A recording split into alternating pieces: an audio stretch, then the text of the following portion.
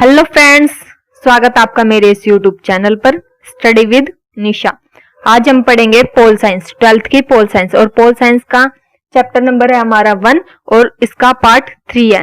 इससे पहले मैंने पार्ट 1 और 2 अपलोड कर दिया है, उसकी वीडियो अगर आपने वो नहीं देखी है तो पहले पार्ट 1 और 2 देख लीजिए, जिससे आपको 3 अच्छे से क्लियर हो जाए। तो चलिए अब हम देखते हैं पार्ट 3 में है क्या। लास्ट हमने पढ़ा था कि जो 4 रियासत है वो कौन कौन सी थी। एक तो थी जूनानगढ़, दूसरी हैदराबाद, तीसरी कश्मीर एंड चौथी मणिपुर। तो हम पहली हैदराबाद रियासत से शुरू करते हैं। इसमें हम 2 रियासत पढ़ेंगे। चलिए देखते हैं हैदराबाद रियासत का विलय किस प्रकार हुआ। जो हैदराबाद जो रियासत थी उसका विलय किस प्रकार हुआ हमारे भारत में। तो देखिए आंसर, हैदराबाद रियासत बहुत बड़ी थी। जो हैदराबाद की जो रियासत थी ना वो बहुत बड़ी थी और यहाँ के शासक को निजाम कहा जाता था। हैदराबाद के जो शासक थे ना, जो राजा वगैरह होते थे, उनको क्या कहा जाता था? निजाम। ठीक है, आगे देखिए। निजाम दुनिया के दौलतमंद लोगों में से शुमार थे। ठीक है, जो निजाम होते थे ना, जो ये शासक राजा, उन्हें निजाम कहा जाता था ना। जो निजाम होते थे ना, ये दुनिया के दौलतमंद मतलब कि बहुत ज्यादा अमीर व्यक्ति होते थे। शुमार मतलब कि मशहूर होते थे पूरे इसमें अपने। ठीक है, आगे देखिए। निजाम चाहते थे कि हैदराबाद रियासत को आजाद रियासत का दर्जा मिले। जो हैदराबाद के जो ये निजाम थे ना, वो चाहते थे कि हैदराबाद रियासत को आजाद रियासत का दर्जा मिले, कि वो भी आजाद हो। आगे देखिए। निजाम बहुत अत्याचारी व्यक्ति थे। जो ये निजाम थे ना, ये बहुत अत्याचारी व्यक्ति थे, बहुत अत्याचार वगैरह करते थे। किन पर? किसान तथा महिलाओं के साथ उनका व्यवहार अच्छा नहीं था। उनके साथ अत्याचार वगैरह करते थे, उनका व्यवहार अच्छा नहीं था। किनके साथ? एक तो किसान और दूसरा ये महिला, उनके साथ अच्छा व्यवहार नहीं था इनका। बहुत बुरे थे ये निजाम। आगे देखिए। जनता ने निजाम के खिलाफ होकर आंदोलन किया। तो देखिए, ये जो निजाम थे बहुत अत्याचारी थे, इनका व्यवहार भी अच्छा नहीं था। तो ऐसे में जनता ने इनके खिलाफ आंदोलन शुरू किया। आगे देखिए। विरोध को कुचलने के लिए निजाम ने अर्धसैनिक बल भेजा। ठीक है, अर्धसैनिक बल भेजा, जिसे रजाकर कहा जाता है। अर्धसैनिक बल होता है, जैसे जो ये निजाम थे ना, इन्होंने अर्धसैनिक बल भेजा। इनका मतलब जैसे उनके कुछ गुंडे वगैरह हो जाते हैं ना, तो उनको रजाकार कहा जाता है। क्या कहा जाता है? रजाकार। ये 1 नंबर में पूछ लिया जाता है कि रजाकार कौन होते थे। तो ये होते थे अर्धसैनिक। ठीक है, किसने भेजा था इनको? ये जो निजाम थे ना हैदराबाद के, इन्होंने भेजा था इनको, अर्धसैनिक को। और इनको क्या कहा जाता है? रजाकार। याद रखिएगा, 1 नंबर में पूछा जाता है ये क्वेश्चन। आगे देखिए। रजाकार सांप्रदायिक थे। जो ये रजाकार थे ना, ये सांप्रदायिक थे। इन्होंने गैर मुसलमानों को अपना निशाना बनाया। मतलब कि जो ये सांप्रदायिक थे ना, जो ये रजाकार थे ना, ये सांप्रदायिक थे। मतलब कि सांप्रदायिक का मतलब है इन लोगों को सिर्फ अपने आप से मतलब होता था, और किसी भी धर्म जाति के लोगों से कुछ कोई मतलब नहीं होता था। और ये जो रजाकार है, ये भी मुसलमान ही थे। तो इन्होंने मुसलमानों को छोड़कर अलग जो भी जाति धर्म के थे, किसी भी धर्म जाति के थे, उनको निशाना बनाया। गैर मुसलमानों को निशाना बनाया। ठीक है, जो मुसलमान नहीं थे उनको, क्योंकि ये खुद भी रजाकार थे, जो ये खुद भी मुसलमान ही थे। ठीक है, आगे देखें। रजाकारों ने मुसलमानों को छोड़कर अन्य जातियों वाले व्यक्तियों पर लूटपाट, हत्या आदि करना शुरू किया। देखिए, मैंने अभी आपको ऊपर बताया ना, क्योंकि ये खुद मुसलमान थे, इन्होंने गैर मुसलमानों को निशाना नहीं बनाया। उसके अलावा जो अलग अन्य धर्म जाति के जो लोग थे, उनको निशाना बनाया। उनके साथ अत्याचार वगैरह, मतलब कि लूटपाट, हत्या, ये सब करनी शुरू की। आगे देखिए।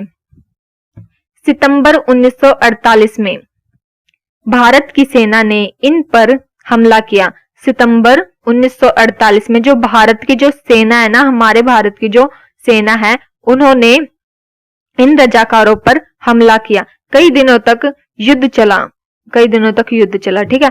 भारत में निजाम ने आत्मसमर्पण किया, ठीक है। बाद में निजाम ने क्या किया, आत्मसमर्पण कर लिया, ठीक है। इस तरह से हैदराबाद का विलय भारत में हुआ, ठीक है। हैदराबाद का था ये क्लियर हो गया। आगे देखिए मणिपुर का और देखते हैं। मणिपुर का विलय भारत में कैसे हुआ? ऊपर हमने हैदराबाद का पढ़ा था, अब हम मणिपुर का देखते हैं। आंसर देखिए, मणिपुर के राजा का नाम था महाराज बोध चंद्र सिंह। क्या नाम था मणिपुर के राजा का? महाराजा बोध चंद्र सिंह, ठीक है। 1948 में जून के महीने में यहां चुनाव कराए गए। कब कराए गए थे? 1948 में जून का महीना था उस समय, और चुनाव करवाए गए थे, ठीक है।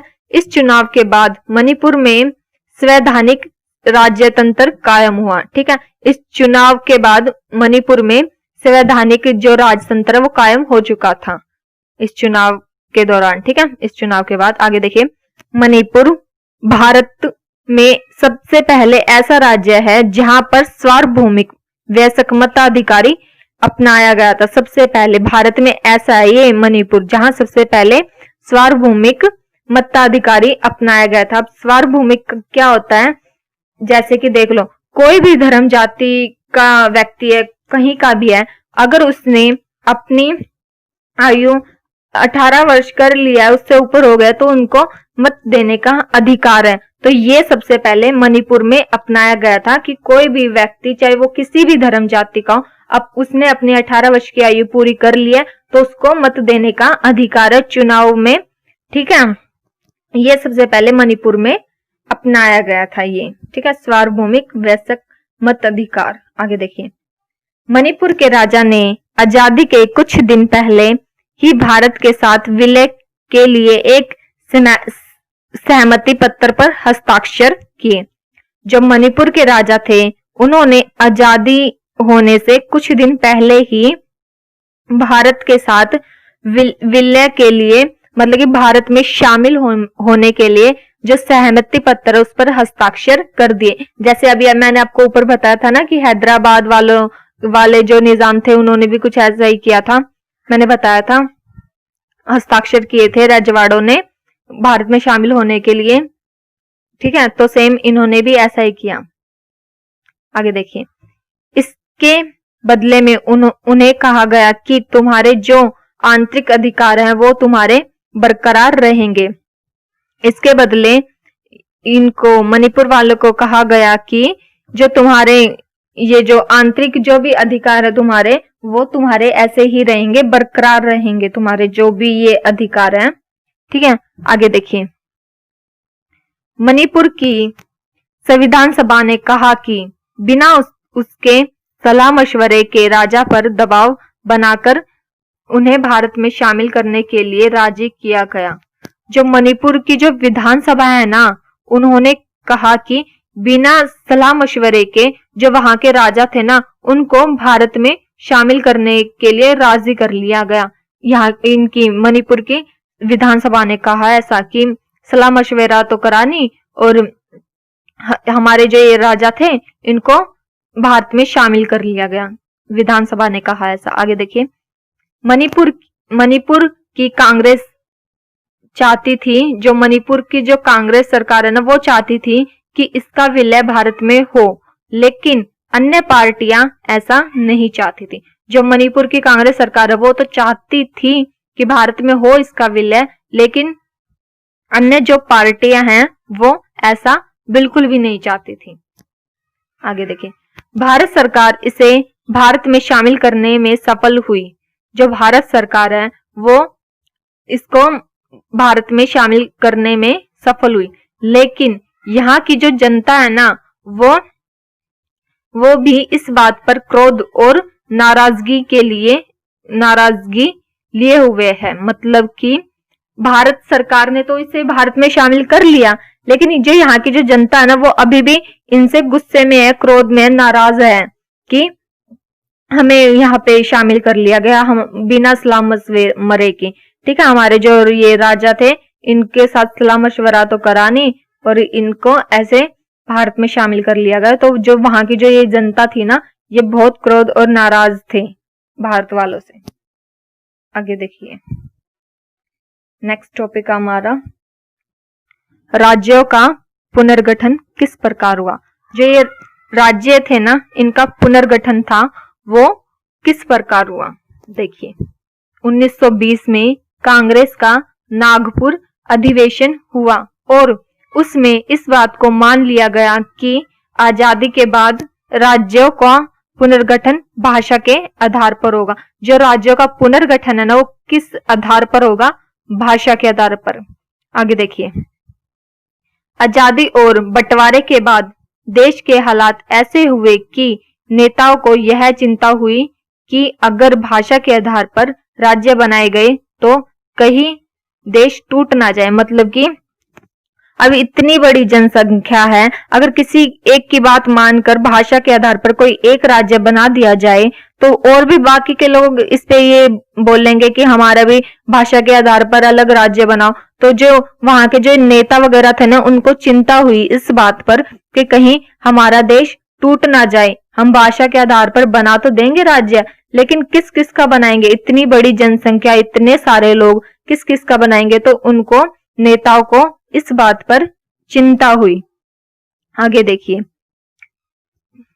तो राज्य सरकार ने इस मामले को रोकने का फैसला किया। ठीक है, तो राज्य सरकार चिंता, जो ये थे नेता वगैरह चिंता हुई तो राज्य सरकार ने इसे रोकने का फैसला ले लिया। ठीक है, इसके बाद क्या हुआ देखिए, लेकिन वहां के स्थायी नेता इसके खिलाफ हो गए। जो वहां के स्थायी परमानेंट होता है, जो वहां के स्थानीय नेता थे वो इसके खिलाफ हो गए।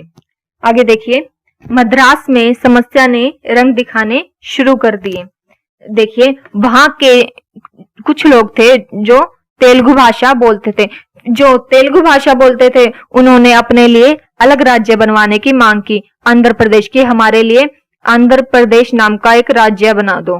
ठीक है, मद्रास के कुछ लोग थे जो तेलुगु भाषा बोलते थे, उन्होंने अपने लिए अलग राज्य बनवाने की बात की। अब पहले आप एक ये देख लीजिए, इसको समझ लीजिए। देखिए, मद्रास है ना, इसमें से ये 4 राज्य बने। देखिए, मद्रास में से ही हमारा आंध्र प्रदेश बना, जिसमें आंध्र प्रदेश में तेलुगु बोलते थे। इसी में से हमारा ये केरल बना और इसी में से ही तमिलनाडु बना, जिसमें तमिल भाषा बोली जाती थी। और इसी में से हमारा कर्नाटक बना। ठीक है, मद्रास में से ये 4 राज्य बने थे। आगे देखिए, सरकार हाँ ना की दुविधा में थी। सरकार मतलब कि ना तो हाँ कर सकती थी और ना ही ना कर सकती थी, वो इस दुविधा में थी कि हम हाँ करें या ना करें। आगे देखिए, तो उस समय कांग्रेस के एक बहुत अच्छे नेता थे, दक्षिण भारत से थे ये। ठीक है, उस समय कांग्रेस के एक बहुत अच्छे नेता थे दक्षिण भारत से, इनका नाम है श्री पोटी श्री रामुल्लू। क्या नाम है? श्री पोटी श्री रामुल्लू। तो इन्होंने कहा कि अनिश्चित काल की भूख हड़ताल शुरू कर दी। इन्होंने अनिश्चित काल की भूख हड़ताल शुरू कर दी, मतलब कि इन्होंने भी सेम ऐसा ही कहा कि अलग राज्य बनवाओ। ठीक है, तो सरकार इनकी कोई भी फैसला नहीं ले रही थी, ना तो हाँ कर रही थी ना ही ना कर रही थी। तो जो ये थे दक्षिण भारत के ये जो नेता थे, इन्होंने भूख हड़ताल शुरू कर दी। देखिए, तो इन्होंने कुछ दिन तक करी, 1 दिन 2 दिन 3 दिन 4 दिन ऐसे ही भूख हड़ताल पे बैठ गए ये। तो फिर क्या हुआ देखिए, 56 दिन के बाद उनकी मौत हो गई। ठीक है, वो मर गए। भूख हड़ताल पे बैठे थे तो वो मर गए 56 दिन के बाद, 56 दिन के बाद। आगे देखिए, लोग इस पे भड़क गए, हिंसा हुई और मद्रास के विधायकों ने इस्तीफा दे दिया। जो ये नेता थे ये मर गए, तो इससे लोग जो है वहां की जो जनता वो भड़क गई कि हमारा आदमी भाई उस पे भूख हड़ताल पे बैठा था और मर गया है। तो बहुत हिंसा हुई, लड़ाई वगैरह, दंगे बहुत ज्यादा हुए और मद्रास के विधायकों ने क्या किया, गुस्से में आकर इस्तीफा दे दिया कि हमको तो ये नौकरी वगैरह कुछ भी करना ही नहीं है। गुस्से में आकर इस्तीफा दे दिया कि हमारा आदमी ये मर गया, जो ये नेता थे, जो ये भूख हड़ताल पे बैठे थे, किस लिए कि अलग राज्य बनवाने की मांग के लिए सरकार से वो कर रहे थे, इस पे बैठे थे हड़ताल पे, भूख हड़ताल पे, जिनकी मृत्यु हो गई 56 दिन के बाद। आगे देखिए, दिसंबर 1952 में नेहरू जी ने आंध्र प्रदेश राज्य बनवाने की मांग को मान लिया। दिसंबर 1952 में 1952 में नेहरू जी ने आंध्र प्रदेश राज्य बनवाने की जो मांग की थी ना, उन लोगों ने उसे मान लिया कि ठीक है, हाँ भाई हम बनवा देंगे तुम्हारा राज्य। आगे देखिए, ये डेट है ना, ये याद रखिएगा, दिसंबर 1952 में। आगे देखिए, आंध्र प्रदेश के बाद देश के दूसरे हिस्सों में भी मांग शुरू हुई। देखिए, ये मैंने आपको बताया था ऊपर, अगर सरकार किसी एक की बात मान भी ले कि हाँ भाई हम तुम्हारा बनवा देंगे, तो दूसरे हिस्सों में भी देखिए सेम ऐसा ही शुरू हुआ कि और लोगों ने भी इसी बात की मांग की कि हमारे अलग अलग राज्य बनवाए। तो देखिए आगे हुआ क्या है, वो देखिए, ध्यान से सुनिएगा।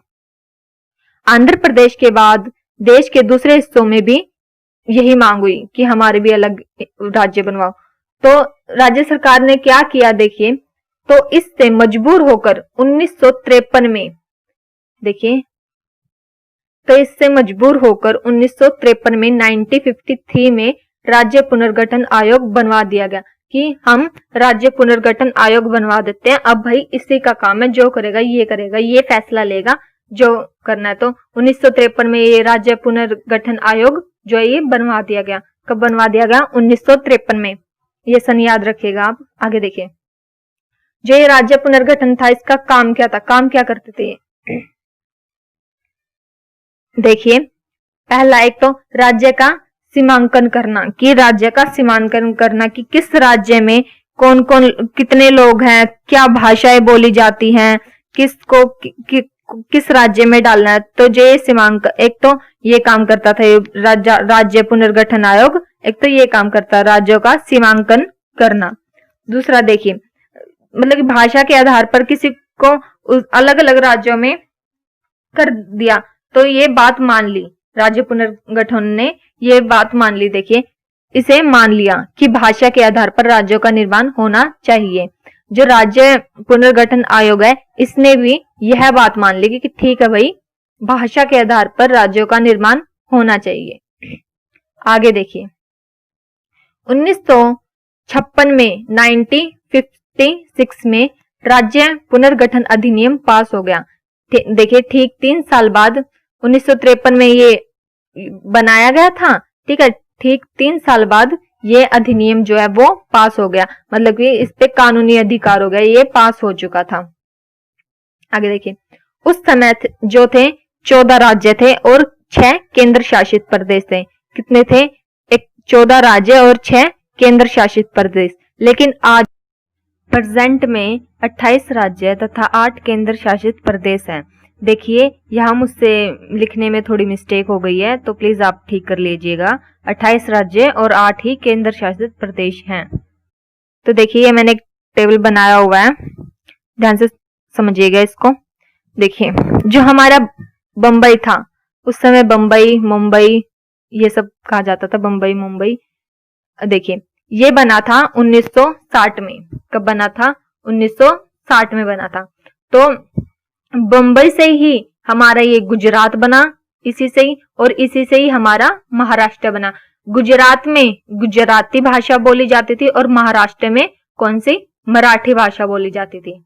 इतना क्लियर हुआ आपको? जब बंबई था ये 1960 में बना था और इसी से गुजरात बना और इसी से महाराष्ट्र बना। गुजरात में गुजराती भाषा बोली जाती थी और महाराष्ट्र में मराठी। आगे देखिए, जो पंजाब, इससे ही हमारा हिमाचल प्रदेश बना था और इसी से ही हमारा हरियाणा बना था। आगे देखिए, असम 1972, 1972, इसमें हमारा मेघालय, मणिपुर, त्रिपुरा, ये 3 राज्य बने थे और असम भी बना था 1972 में। ठीक है, इसी में ये सब बने थे। आप ये सब चीज इंपॉर्टेंट है, इसे नोट डाउन कर लीजिएगा। आगे देखिए, 1987 में बना था मिजोरम, अरुणाचल प्रदेश। ठीक है, ये 2 राज्य बने थे। कौन कौन से? एक तो मिजोरम और दूसरा अरुणाचल प्रदेश। आगे देखिए, ये वहां पे ऊपर आना था 1963, तो मैंने ये साइड में लिख दिया।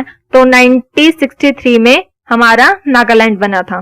तो देखिए 2000 में बना था छत्तीसगढ़, उत्तराखंड और झारखंड। तो अब ये 29वां राज्य बना था, ये तेलंगाना बना था। तो अब ये जो चैप्टर है हमारा फर्स्ट, ये पूरा कंप्लीट हो चुका है इस पार्ट में। इस पूरे पार्ट में ये इसके टोटल पूरे 3 पार्ट है, फर्स्ट, सेकंड, थर्ड। हमारा फर्स्ट चैप्टर है वो पूरा हो चुका है। और अब लास्ट में आपके लिए एक क्वेश्चन है, इसमें आपको मेरे को कमेंट करके आंसर देना है, ठीक है। देखिए क्वेश्चन क्या है वो सुन लीजिए ध्यान से। तेलंगाना किस राज्य से अलग हुआ? एक तो जो 29वां राज्य हमारा बना था तेलंगाना, एक पहला क्वेश्चन तो यही हो जाएगा कि तेलंगाना जो है ये किस राज्य से अलग हुआ। दूसरा, कब और कौन से सन में अलग हुआ था, कि डेट कौन सी थी, कौन से तारीख, कौन सा महीना, सन, किस सन में अलग हुआ था। सेकंड देखिए, तेलंगाना की राजधानी क्या थी। 3 क्वेश्चन बन गए। एक तो तेलंगाना किस से अलग हुआ था, दूसरा कौन से सन में अलग हुआ था, और तीसरा तेलंगाना की राजधानी क्या है। ये क्वेश्चन आपको मेरे को कमेंट करके बताने हैं, ठीक है। अगर कोई 12th के स्टूडेंट है वो अपना नाम, रोल नंबर ये वगैरह लिख दीजिएगा, ठीक है। कौन सी क्लास से, रोल नंबर क्या है, आप मुझे बता दीजिएगा। ये लास्ट में एक क्वेश्चन है, बहुत छोटा सा क्वेश्चन है, आप इसे नेट से कहीं से भी सर्च कीजिए और बताइए। और आप ये बताइए कि अगर आपको वीडियो अच्छी लगी हो तो लाइक एंड सब्सक्राइब जरूर कीजिएगा। देखिए मैं इतनी मेहनत करके वीडियो बनाती हूँ, अगर आपको अच्छी लगे तो प्लीज एक लाइक तो कर ही सकते हैं, ठीक है। और अगर फिर भी आपको कुछ प्रॉब्लम हो तो वो भी मुझे बताइएगा कमेंट करके। कोई प्रॉब्लम है तो मैं उसे ठीक करूंगी और अच्छे से कोशिश करूंगी कि आपको अच्छे से क्लियर करवा सकूं। और अपने ये देखिए लास्ट में ये एक नंबर वाले क्वेश्चन है, इंपॉर्टेंट क्वेश्चन है सारे के सारे। इसकी पीडीएफ फाइल डिस्क्रिप्शन बॉक्स में मिल जाएगी, ठीक है। सारे इंपॉर्टेंट क्वेश्चन है ये, वहां से ये डाउनलोड कर लेना। देखिए सभी इंपॉर्टेंट क्वेश्चन है ये, एक नंबर वाले एग्जाम्स में आते हैं, तो आप इसे वहां से डाउनलोड कर लीजिएगा। देखिए सारे इंपॉर्टेंट है ये, 2014 में आए हुए, 18 में, 15 में, तो ये एक नंबर वाले इंपॉर्टेंट है, वहां से देख लेना, ठीक है।